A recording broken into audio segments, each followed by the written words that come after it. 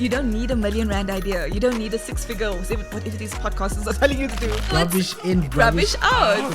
I don't care about ideas because everybody has ideas. It's about who executes on these ideas. Just do the work, please. Don't worry about the 7 figures will come. Just do the work. Stop trying to get there quicker.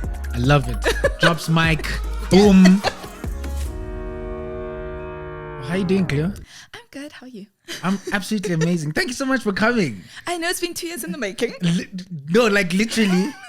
When did I first get in touch with you? Literally when I made Forbes in 2021. I'm like, it's 2 years in the making. But I was suffering from deep COVID illness. I just never saw your email. Crazy. But where I want to start though, Cleo, is I wanna separate Cleo, the marketing maven. Oh. Yeah. That's what we're gonna do right now. From Cleo, the person. Got it. And I want you to tell me a little bit about who you are, right? And we'll get to the business side. We have all the time in the world to talk about that. But who's Cleo? So before I start on that, and I think it will touch a little bit on personal brand, that when I created Marketing Maven, there's a lot of me that's in it. It's not just the facade for the world, so things like my community works. Let me put it like this. Yeah. The same way I would approach clients, and I had to have like a little strategy session with myself to be like, okay, so what are we going to do? And, it's that thing of, I think we speak about like your ikigai, right? That Japanese concept. And for those that don't know, it's like your reason for being, purpose, all of that. And I know for me a big thing, and I think it's a thread I kind of saw through most of my life, was how I love serving people. And probably one of the reasons why I'm in hospitality. It just gives me like a good feeling. And it sounds horrible saying that, but it really does, because I'm just like, I feel in tune with myself serving others. And whatever capacity that is, be it feeding schemes, be it in a boardroom. I love that. Be it just me sitting with like a friend on the couch and them just needing me in that moment. Like, that's me. So that in essence is probably who I am. I love serving people. I'm slowly learning boundaries because I'm also not a person that can say no very quickly. Because when we are these people who, and I'm not one of them, so I do not include myself in that. And it's something that I'm like literally have to be aware of more and more now, like reflecting on it, like the importance of service. And you have to, even from a leadership perspective, which is something I love, the topic of it is like, you can't lead if you don't care for people, if you don't genuinely want to impact and change lives. So look, but it's not my natural inherent thing. So it's something that I have to like sort of be in tune with. Yeah. I want to have a little bit of a marketing conversation. Sure. And you're speaking to somebody who knows probably nothing about marketing outside of what I've learned in the textbooks. So this is educational for me and hopefully our community of listeners. So let's maybe start with some of the biggest misconceptions of marketing in your view. I think I want to start with sales and PR. Whenever I say I'm in marketing, people are like, oh, you're in sales, you're in PR. And I'm like, no, they literally have different titles for a reason. They're different functions.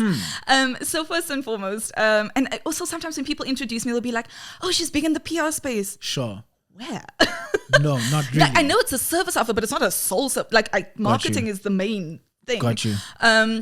Two, assuming that your social media content is going to go viral every single, or making that your goal, that all your content needs to be viral. Guys, no, like... What's more important than that? Counterproductive. For me, it's serving value. Guys, your storytelling, you're serving your value, and understanding also who your consumer is and who your customer is, because it's two different things. Please go deeper on that. Your consumer, your customer, love two it. Different things. So for example, let's use school uniforms. Yeah. The consumer would be the child. The customer would be the parent. Who are you marketing to? Yes. The child doesn't care that it has to be a school uniform. It needs to get to the parent. This is the thing. Same with the paying customer. Correct. Gotcha. Same with in my industry, marketing. As much as I'm helping the marketing department, and they are consuming my service in that sense, like physically, but the decision makers, the person paying are the GMs, the hotel owners. That's who. So that's why I need to target to. Exactly. Not to the marketing person. Love it. Love them, but they're not the ones that are going to make a decision at the end of the day. These are bars. Yeah. So there's that. Misconception. I'm like, this is more clear. We need more misconceptions. Let me just get the right.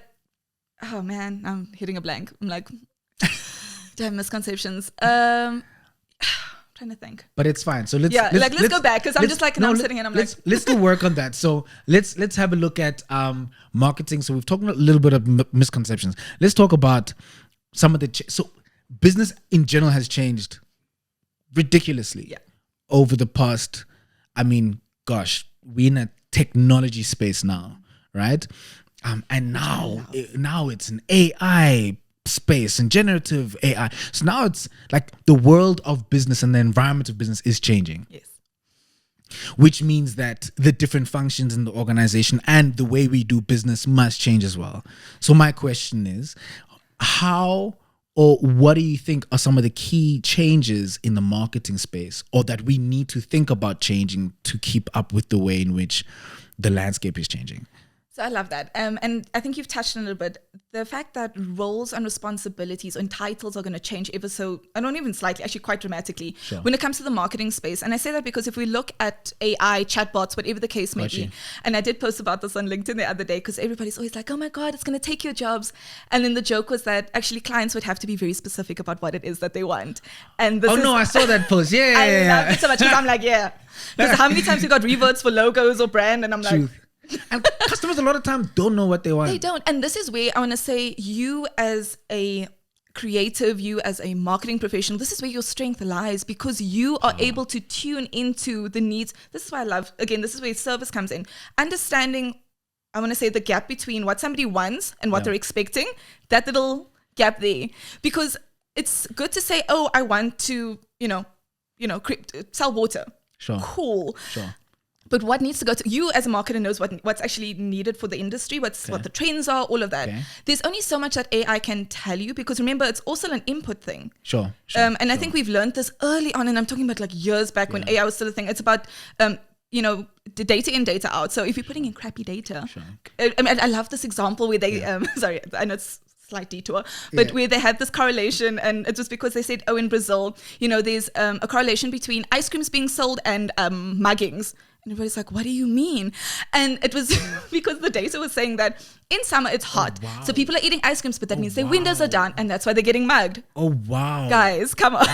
So rubbish in, rubbish out. This is the thing. So understand that these machines or this technology is learning from us, but it's based on our data. Gotcha. So one, I don't think we'll ever get to a point where we are completely obsolete. And I say this because I'm also seeing, things like experiential marketing coming back, these activations, and I love it so much, because I think we've also seen the trends. We go big, like we go into what is like this experiential marketing for those of us who don't know. So like, for example, I'm going to give an example. If you go to like a mall and they have these activations where maybe you can spin the wheel and win a prize and get to know the brand. Or they do like, what Castle Light does with the Eskimo dome thing. Yes. What is the ice bar? Yes. That thing. Yes. Those things, because you're getting to know the brand a little deeper, getting, a deep dive into the brand, getting to experience the brand. Through an experience. Yes. So and I love that. I love that it's coming back again. So that is coming back again. That is coming back. Okay. And you know why? And again, this is because of this, I call it the cyclical trend of where we want to go heavy on technology, and we're like, people are obsolete. And we forget as humans, interaction. We live off of that. So there's always, I opened up the first digitized hotel in Africa. Sure. Back in 2017. Sure. Market wasn't ready for it. It was relevant in COVID, but you could see that people were still craving that human interaction. People still want to be checked in by a person.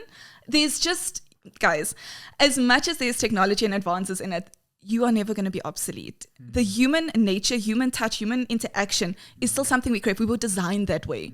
Just because we are giving rise to technology and, all this innovation, that's great. But nothing will ever replace that human connection. And you do a lot of work, Cleo, with small businesses, so we know this.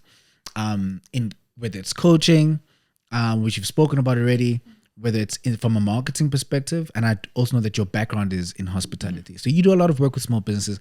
What do you pick up as some of the biggest challenges that some of these small businesses are struggling with? So one is, and this is actually from a recent pitch session that we did, and one, it's that entrepreneurs or business people don't know their numbers.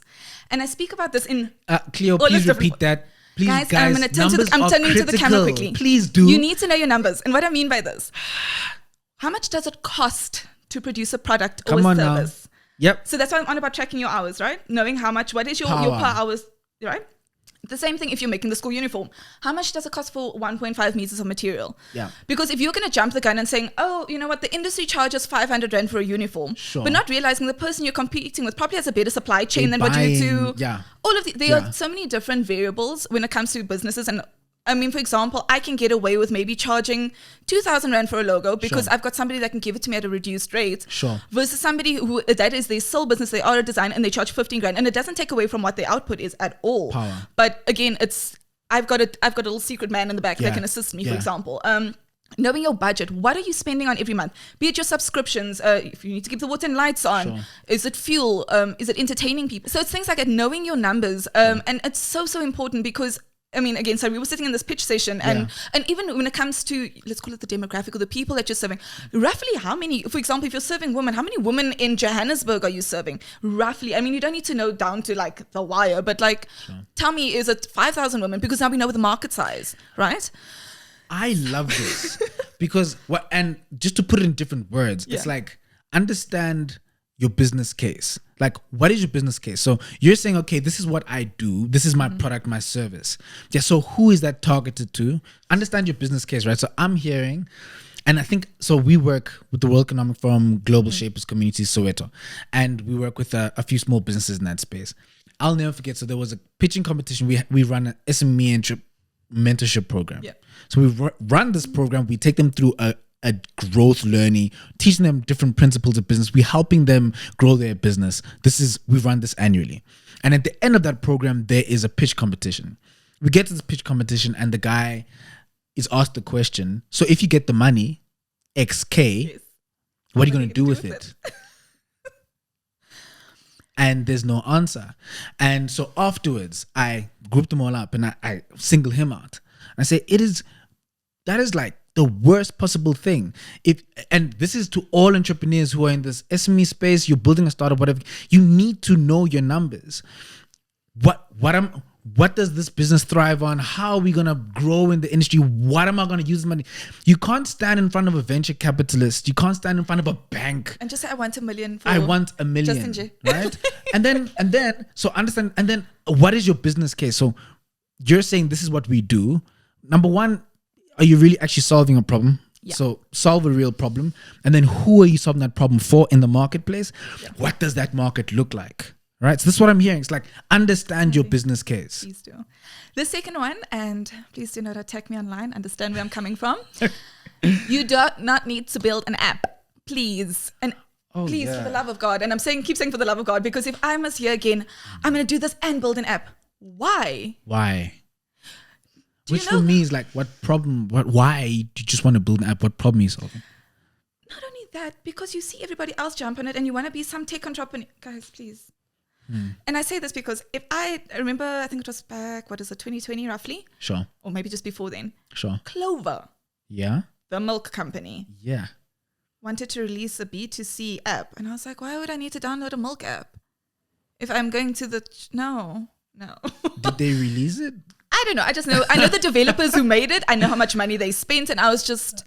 Wow. So, and I say this because, again, as well, I also dabble in the e-commerce space. And and also understand my learnings from that is because I launched my own e-commerce brands. I understood for a supply chain, how to build the site, what are the cost-effective ways in South Africa.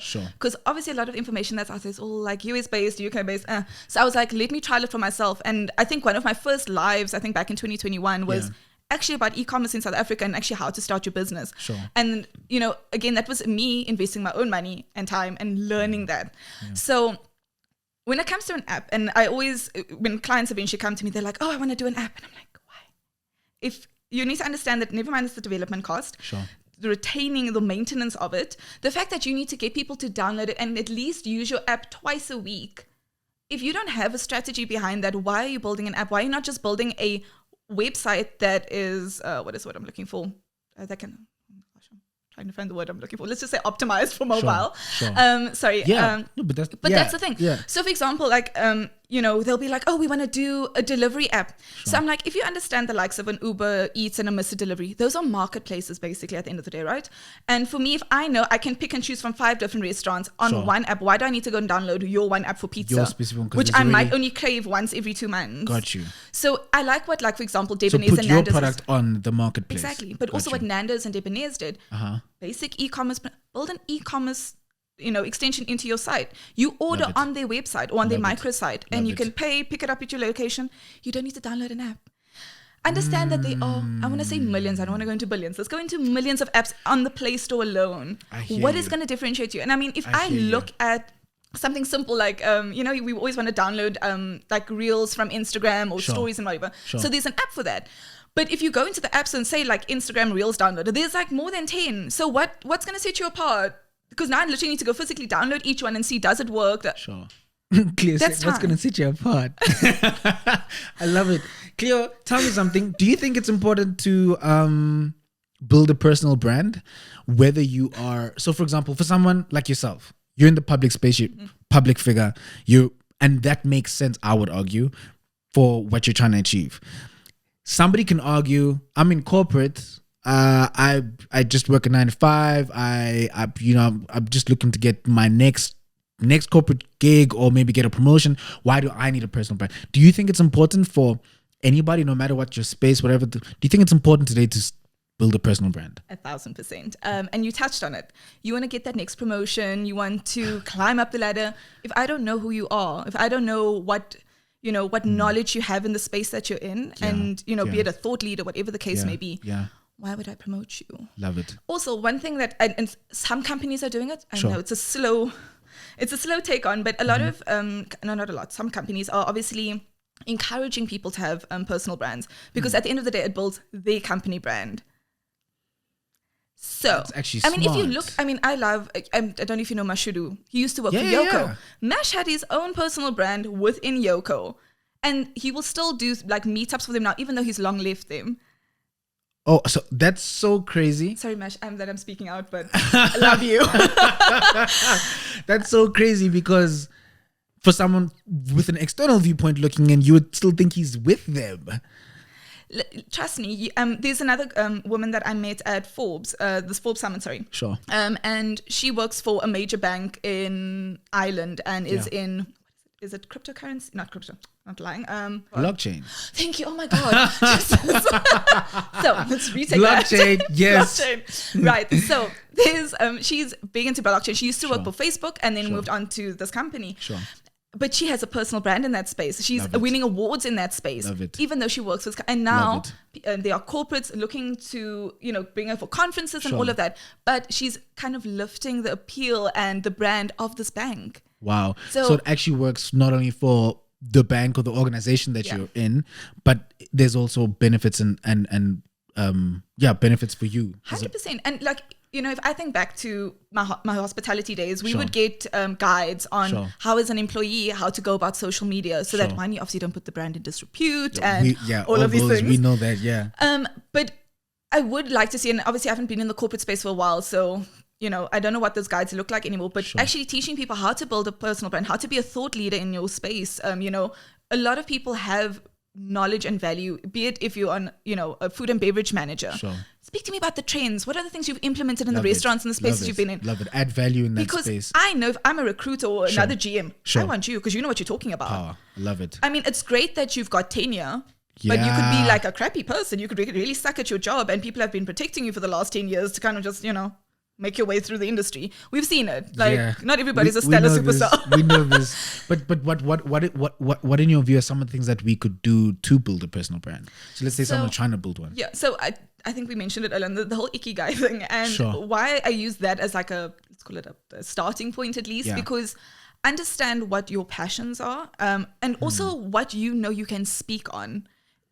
For me, it was marketing and hospitality. I know how to be in the various departments. And because my niche or my industry was around hospitality marketing specifically, that's something that I could leverage off. Gotcha. You have experience. And also, I love this. You can always teach people what you know. You just need to know 10% more than them. Oof. It's not that much more. Please repeat that. Wow. So for those of you that want to go into coaching, that want to be a speaker, you just need to know 10% more than what other people do. I was sitting in Cleo, that's so crazy. Yeah. I was sitting in a department of tourism workshop, right? Sure. And there was the marketing portion. And obviously I sat there because also let me humble myself. I don't know everything. So I thought, and also, I then realized the gap in my coaching. I'm like, this is where I'm going to come. Because what was being taught was so rudimentary. I was like, there's no way. There's no way this is what you're teaching business owners. Wow. It definitely should be a lot deeper. Wow. And it needs to be concentrated on that industry. Wow. And this is why I speak about, being able to work in different industries, but also understanding, one, the people that you're serving and the consumer. So why I say that, if I'm speaking about hospitality and with these group of ladies that was doing this training, they got taught about SEO and, all these really intense terms. And I'm just like, you haven't taught them how to set up a marketing plan, how to put together promotions, because those are things that feed their business. That is what you should be equipping them with. So sometimes I see with trainers and that they just get somebody that's standard across the board, and it's not taking away from them. There is a place for you, 100% sure. But you also need to find your, I'm going to call it your niche or your target audience. So for me, I know I'm not going to go to Facebook people and teach them about marketing because they'll probably teach me something. You know what I'm saying? But I know in my industry who I'm speaking to, and I know who I can help because I've done the work. I've done my 10 years, right? I've done my, how many hours or 1,000 of hours that they call it? 10,000 hours. My 10,000 hours. All of it. So I can speak to it confidently. But yeah, it's... So I actually love that because I think a lot of times people don't go out and start or don't do something because they think that they know nothing. And that's why I love it. You just need to know 10% more. Listen, and then you're literally going to teach me something new. Exactly. When I started business, I knew nothing. I literally was Googling and trying to find out from different people. And now that I know, I can teach you. Teach a man to fish. And I think also maybe why my principle and why I've struggled to charge for my service on the mentoring side, I'm like, this doesn't serve me to charge you a fee. In all honesty, it really doesn't, because it's the knowledge is available. I think where my strength and my skill set comes in is the fact that I can provide clarity and remove the noise for entrepreneurs, because they will always say in the 30 minutes that they met me, they're like, oh my God, I have direction now. And I'm so grateful that I'm like, I didn't realize it until I got told that feedback. And I was like, oh, but this is a common thread. So as much as I want to say is like, oh yeah, I coach and I mentor and whatever, my skill set is actually just providing clarity to entrepreneurs. And it makes such a big difference, because I can't tell you as well, another thing that entrepreneurs do, and I've done it myself. So when we start the business, we're already scaling 5 years ahead and we haven't even started. And I can tell you the thing you're scaling in your mind is probably not going to happen. And I'm saying this again with all the love in my heart. And with peace, guys, because it's just the truth. It really is just we see on that, Cleo, I always tell people, guys, I don't care about ideas. And guys, I say this with peace. I'm not trying to fight. I don't care about ideas, because everybody has ideas. It's about who executes on these ideas. And on that, right, you can have the worst idea. In fact, rather, you can have the best idea and have people who are entrepreneurs with no experience, for example. There is such a thing as experience in entrepreneurship. It is a skill, if you want to call it that, whatever the case may be. And they could execute on this amazing idea and fail. And you can have a terrible idea, absolutely the worst thing known to man. But you have people who have built 10 businesses, 5 businesses, they've been in the space of building businesses, and they can make it a success out of that because it is a skill. Do you know, and this actually jumps onto a comment my friend made the other day, and he was saying that you can have a bad plan, a bad idea, but because you remain consistent and you stay in the game, that's what will make you successful. It's not necessarily the good idea. You don't need $1 million idea. You don't need a 6-figure or 7, whatever these podcasters are telling you to do. You don't need that. For me, whatever these podcasts are telling you guys to do. Meanwhile, we are here. No, because it's always like, oh, how to make 7 figures. I know. YouTube, just do the work, please. Don't worry about the 7 figures will come. Just do the work. Stop trying to get there quicker, please. So I'm a small business, right? Or I'm an entrepreneur. I'm looking to build a business, and we know all the tools, but maybe you would know tools that some of us don't know. The 10%. What would you say to an entrepreneur who's trying to build a business, who has been building a business, whatever the case might be, from a marketing perspective? What are some of the creative tools, instruments that we can use to market better, or whatever the case might be? To market better. Yeah, or just to market. I want to say to almost assist your marketing or maybe assist your agency. One, I will always back Canva, guys. I love Canva through and through. I love that. Yes, people don't know about these are free tools that are just there. And also the paid for version, now that they've obviously adjusted the rates, it's 110 Rand a month. Oh, is it? Yes. You can build your website off of there, and I don't think people know that. I did not know that. What? Yeah. So what you do is, similar to, I'm sure some of you have built a free Wix website where it says 100%. So I know Wix, yeah. So you can do the same with Canva, but everything is there. And obviously you're not paying Wix fees, so You know, and again, this will help as well if you've just got I want to say a front-facing business. You don't necessarily have a lot of product or things that people need to click on, and multiple pages. Like if you're doing like a nice one pager, you can be a law firm, for example. Canva. Done, and it's beautiful. It literally, it's how you would work on a PowerPoint presentation, and each slide, essentially each slide is a section of your website that you would scroll. Got you, guys. You upload your logo, some pictures, or actually just get the pictures from Canva because it's free, and they're there, and Bob's your uncle. And obviously you can add links, so if you want to link back to like a YouTube channel, you can. I mean, that's easy enough. Again, as well, your proposals, your invoicing, if you don't want to use like normal invoicing, which I do kind of hope that you do, like use a Sage, use Wave, use something. What else is great? So what I love obviously is now the new AI move. So one, is this still Canva? This is still Canva. Okay. So Canva has so we don't know Canva, guys. Clearly. With Canva. So there's the text to picture, which is got you. Like for me, because of the industry I'm in, and also because some of the clients that I have, a lot of it, for example, content that we look for is for like women of color. Sure. There's a business opportunity for somebody out there. It's terrible. Create content around women of color because actually is terrible. No, trust like that, and the what do you call it? The LGBT, the stock images, yes. like and the nothing. same with the LGBTQIA plus community as well. Very little content. So when I do like, for example, the text to image thing, sometimes they'll like give me a woman, and I'm like, for example, I just want a woman of color crying, and then I've got somebody like screaming, and I'm like, this is not what I asked for, but okay. Got you. And I then have to send it to a designer to get like tears photoshopped in and this whole thing, but they're still working on it, so it's fine. We'll get there. So, but then there's all these all these things that on Canva, and that's one software. And that's one. And there's also a way to automate. So, for example, a lot of people do these quotes on their feed, right? 100%. So there's a way of doing a data import. So you use an Excel spreadsheet, and each cell you'll put a quote. You pull it into the data import. If you've got a theme or template, essentially, it will pull it into that and done. Is this still Canva? This is still Canva, and this thing that costs 110 a month. Yeah. What? Listen, listen to me. Canva is a very important tool, and it's a very powerful tool. I've been using it since 2017, and it makes my life. And obviously, from there you can post to socials. You can, and for those of you that are in the coaching space, you can record your webinars and presentations on there as well. Like your face is in the corner, record yourself. Done. Canva was one of them. Another one, and this is again depending, because obviously we've seen a rise, and again, as well, depends who you are, in the use of chatbots, right?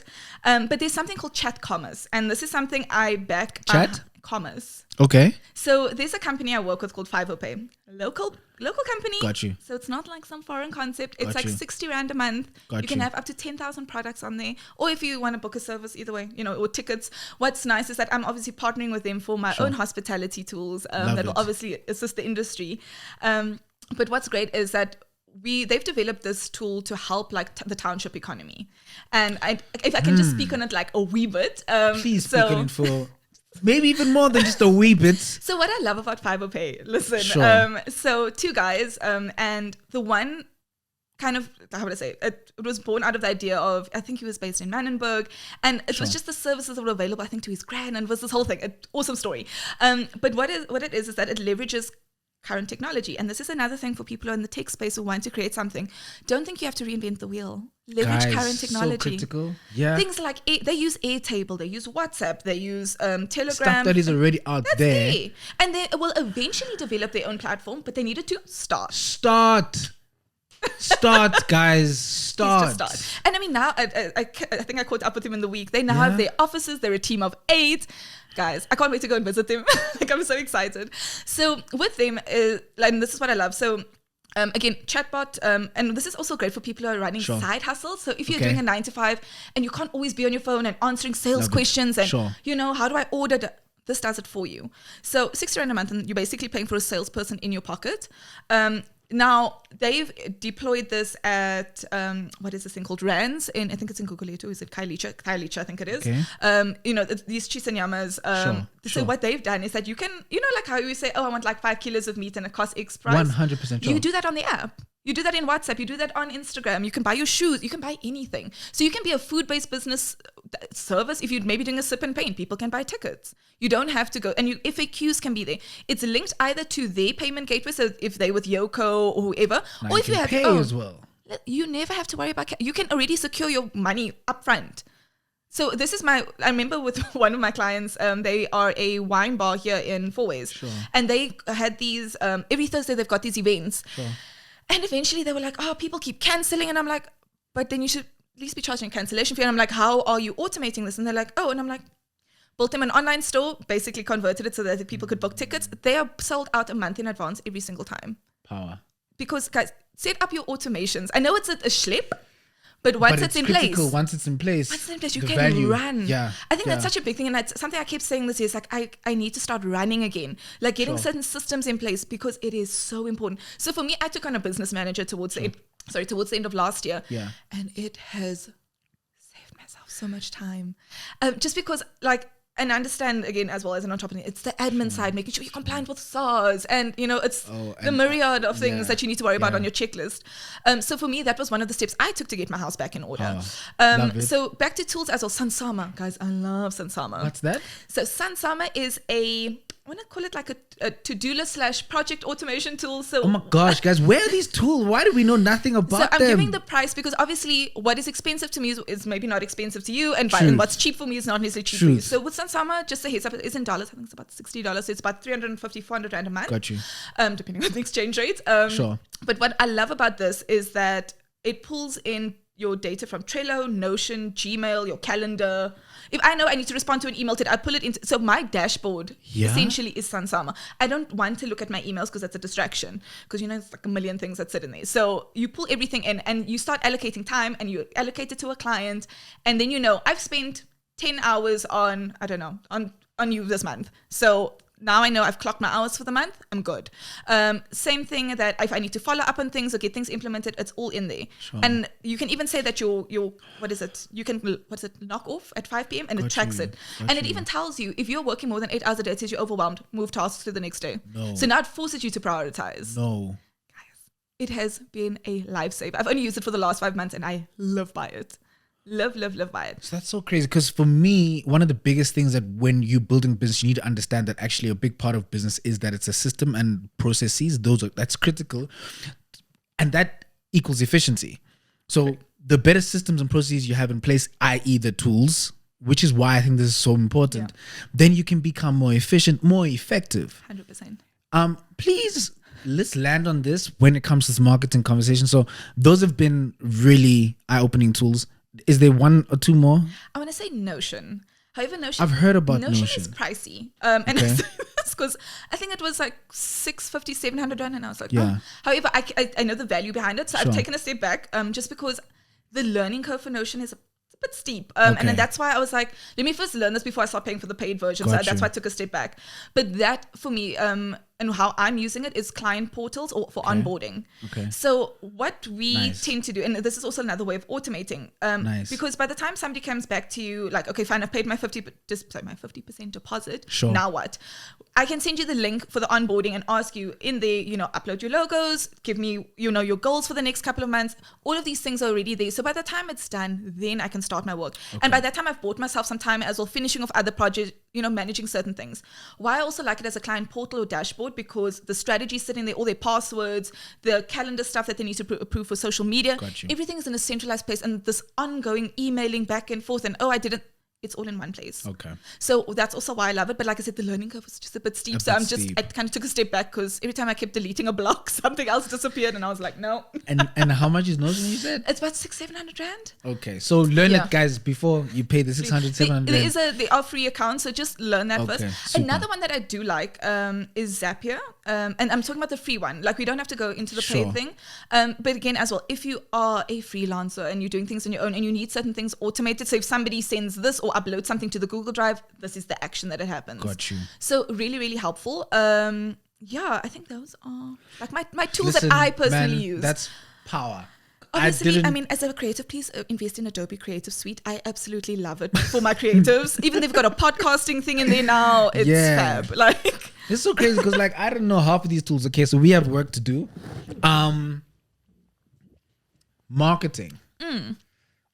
One or two principles in your view that you think, look, whether you consider yourself a marketer or not, if you're not a marketer, someone like myself, but one or two key principles that you think that you should know and understand when it comes to, I guess, the function or the area of marketing. Please do not rely solely on marketing to make you money. Marketing is your blueprint. So I hate when people are like, oh, they're going to pay you for every social media post that makes them money. I'm like, that's not how it works, sir. No.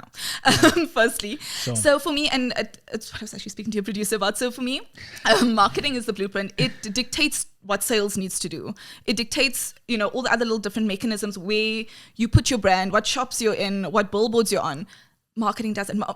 And that's why I say I will call myself a marketing maven, because I coach and teach from the lens of marketing, because I understand how important it is for the foundation of your business. Yes. Because it speaks to your why, how, and what, right? Or why. Love it. Yeah, Love why, it. how, and what. Yeah. Love it. So the other thing is your Which why. Which is what? Yeah. I love Simon saying, guys, your golden circle principle. Right. Simon, like, love right. him. When I was saying, like, with a lot of my workshops and that, I actually teach that principle because it is the cornerstone of everything before I even get into, because this is what other people do as well. They will want to post a poster, sure, but they have nothing built in the back end. Sure. Where am I sending my customers to? Sure. Great, we've got a fantastic social media feed, and then what? Yep. How are we converting people? And conversion is critical. You can have all this marketing, but are you converting sales? This is the other thing. Power. So there's little nuances in that, and obviously breaking that or teaching people, or teaching your clients what marketing really is, because I think as well, like I said, some people think it's sales. I had somebody approached me the other day to say, can I please sell like the ad space in their magazine? I'm like, no, that's not what I do. That's not what marketing is either, but sure. It's things like that, just having to coach people along those lines. So we've said our why, the marketing principles. Why, how, what? Your why, how, what. And for those of you that don't know the why, how, what, your why is obviously your reason for being, the problem that you're solving. Your how. Give it to them. Your how is your USP, is your differentiator. That's why I was saying, what makes you different from your competitors? Yes. Guys, and like I said, price is not it. Saying your food tastes good is not it. A lot of these things are very subjective, and not everyone is price sensitive. A lot of people are going after your brand story at the end of the day.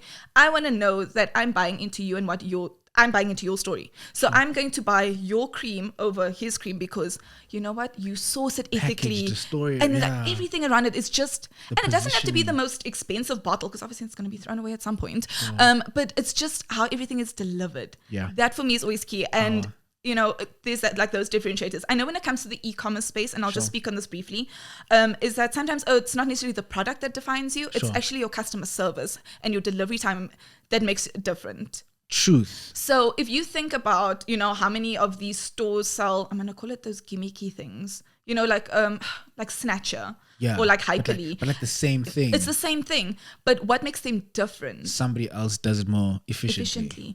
Their customer service is also better. Maybe they get back to you in a quicker time. Love I don't have to chat to a chatbot, maybe. Love it. Love things like that. Love it. Those are the certain things that start differentiating them, because sometimes things are very much similar. Yeah. So you need to find other ways to like innovate and be efficient and kind of deliver value to your consumer or customer, essentially. Why, how, and what. the what. The what is what you do, how you deliver. So perfect. For example, with one of the brands that I work with, their what is delivering the podcast, the workshops, the merchandise. Those are the three big things. Got you. Oh, sorry. Wow. Sorry. Those are the three big things. Wow, please, I hope that's not in the camera. I'm like, don't worry. These are the bloopers. So there's that. And I think also another big thing is, and I always speak about this, is the distribution. And when I speak about distribution, it's not really physical, like in a store, like here's my product. Yeah. Also, there's that rule of sevens, where they'd be like, I think it might change now because I think we're in the technological age. But the rule of sevens was that your marketing needs to be seen 7 different times before somebody actually buys into it and actually checks you out properly. So are you in a magazine? Are you on an online blog? Have you done a podcast? Are you on social media? There's so many different touch points that you need to be involved in. And when I talk about distribution, that will make your brand effective, and try to reach, because remember, as much as I can say that my target audience is 25 to 34 and then on Instagram predominantly, it doesn't mean they aren't using a TikTok and a Facebook. I just need to know how to adapt my message to those platforms, number one. And 2, where do they frequent? Is it a bar? Is it, a certain store? And can I collaborate with those people to, again, reach my target audience? I think we need to understand that also you getting to your target audience is not necessarily, I'm going to call it the cut and dry of I'm marketing and I'm on social media and that's it. Are you doing what I want to call cross-pollination? So, for example, with the She brand, we're doing activations at like these wine bars because we know that our potential, our key consumer essentially, they hang out at places like this. Okay. So let's find a way, let's curate an experience for them based around this, and they get to familiarize themselves with the brand. So it's things like that. Don't always think it has to be social media, because again, I'm going back to the pitching competitions where so many entrepreneurs are like, okay, so what's your marketing plan? Social media. okay, what are you doing on social media? Are you doing giveaways? Are we doing the IG lives? Are we partnering with other thought leaders in the space? Strategy, even on social media, have a strategy. Exactly. Love it. Social media cannot be the strategy. Wow. Cleo, you have to drop the mic, man. That is amazing. Shucks. Cleo, so we started off with Cleo, and we went into business and went into marketing, and I want to circle back. And I wanted to land on you've done all this work building businesses, being in the hospitality space, marketing space. You're still going to continue doing great work. What do you want to be remembered for? It's going to sound so cheesy. But the way I loved people. Wow. Because I think for me, I realized that love is my legacy. As much as I can leave hotels behind and money and trust funds and whatever, I just want to know for how I make people feel. That is it. Sure. And on that, like we've all heard the saying, people might forget what you said, what you did, but they'll never forget how you made them feel. Correct. Love it. 100%. Cleo, thank you so much for coming. Thank you so much for this. Where can people get in touch with you? If people want to see your work, if they want to get in touch with you for helping them out and growing their business, whatever the case may be, where can people get in touch with you? I always say Instagram or LinkedIn. It's just, those are like the easiest because I'm always on those platforms. So you can always pop me a DM or an email or book time in my calendar. My link is there. Like everything is readily available. I've automated that so we can minimize the back and forth. Of course, the systems, the process. She's got all those tools. The website will be launching soon. It was just a delay on my part because, again, as well, it was that market fit. Yeah. So that will be coming out soon. So yeah. Cleo, thank you so much for coming. So for me, like honestly, like, and that's why I want to have these type of conversations. That's the purpose of these conversations. It's like, and I think it comes back to what you said about that 10% more. We don't know everything. In fact, the second you think you know everything is probably where you've lost the plot. 100%. So it's just like, I absolutely enjoy having these conversations of just growing and learning. And this is why I want to bring this to other entrepreneurs, whatever the case may be, on their journeys. And this has been exactly that, an informative conversation. I've learned so much. I have a checklist of tools now and systems that we need to think about in my business. Yeah. So, I mean, it's been perfect and impactful for me, and I really hope it's impactful for our community of listeners. But to you, thank you so much for coming. And thank you for having me. I think also when it comes to, just being on a platform, we need to honor that. Obviously, I'm always nervous going onto a platform because I never know, where the conversation will lead and can I answer the question properly. But I thank you for, your grace as well. And just being a really great host. Awesome stuff. Listen, it's been a great conversation. Today we talked marketing, and we also talked just coaching, building businesses, and I really hope that in some way, one way or another, this conversation has been impactful to our community of listeners. Do keep in touch, do get involved, post, repost, comment, whatever the case might be, and do follow this lovely lady and get in touch with her if you want her to just help you grow in whatever space you're in. It's been a great conversation. Thank you so much, Cleo. The Impact Podcast, all things business, leadership, and development. Being an entrepreneur is like being like a performance athlete. What are the things in your life that you need that allow you to perform at your optimum? As the entrepreneur, you're the backbone of this thing. If you're out, the business is out. Yeah. Have grace. As an overachiever, you never feel like you're doing enough. And that is me in a nutshell.